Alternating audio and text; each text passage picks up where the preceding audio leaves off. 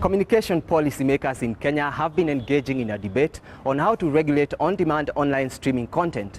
This conversation gained traction earlier this month when online media firm Netflix announced its global launch. Here is more. The global launch by online media company Netflix on the first week of January this year sparked excitement among many Kenyans. With 71% internet penetration and 80% smartphone penetration as of the third quarter of 2015, it is quite clear that Netflix could be set for a good start in the Kenyan market. However, its entry has ignited a strong debate among policymakers on what kind of regulation the company will be subjected to. Internet regulation is a complicated issue. Complicated not just for Kenya, not just for Africa, but it's a global complexity that needs to be handled by policymakers in the light of also the convergences of technologies and the challenges that come with it.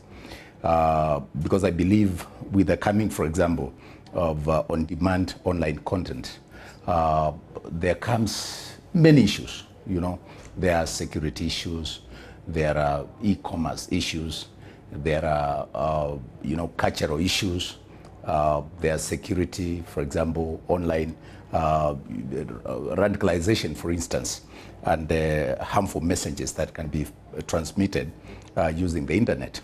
And I think it's not something that you can say, let the internet be a savage world where anything goes. The Kenya Film Classification Board, a government body mandated to classify films for public exhibition, has come out to say that Netflix must be subjected to local regulation to protect Kenyans from what it calls inappropriate content. I come from a different perspective, the content perspective. And I'm asking then, what do I say to this parent who goes online, uses their credit facility, buys movies for their children based on the rating that they see? And that rating is not the rating for my market.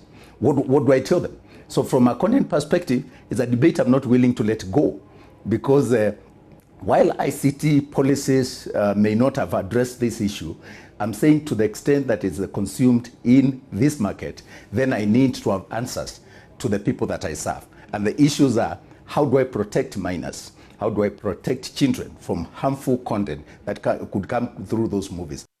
This stand has not been upheld by all policymakers in the telecommunications market. For most of them, including the Communication Authority of Kenya, moral policing is not a good enough solution. We must have rules at the end of the day, but I don't think there is anybody capable of policing morals. We just have to look at India, where the government itself decided to start moral policing. It has failed. We would spend billions of shillings trying to police something which we cannot police. What I say about immoral content is the way we are brought up.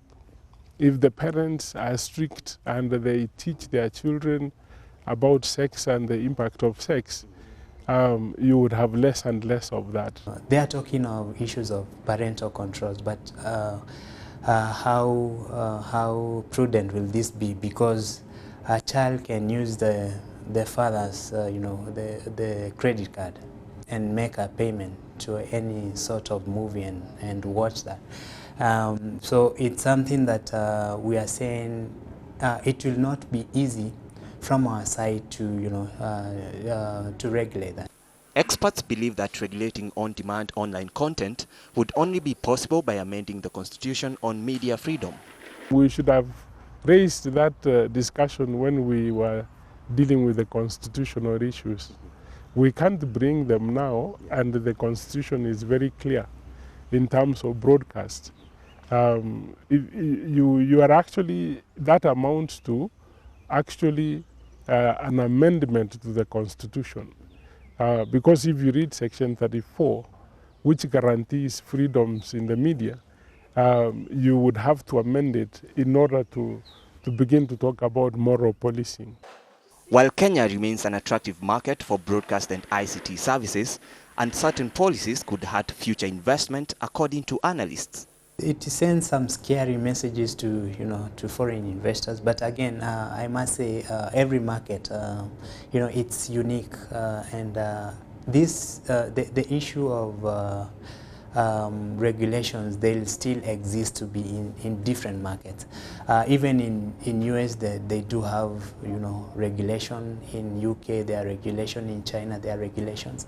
And the kind of signal that is sent out there is that the kind of content that we need in Africa, it's something that is, you know, it's rated. It's something that, you know, could be accessed by different audience. And here we are talking of even young people at age of 12 can sit down and have access to it.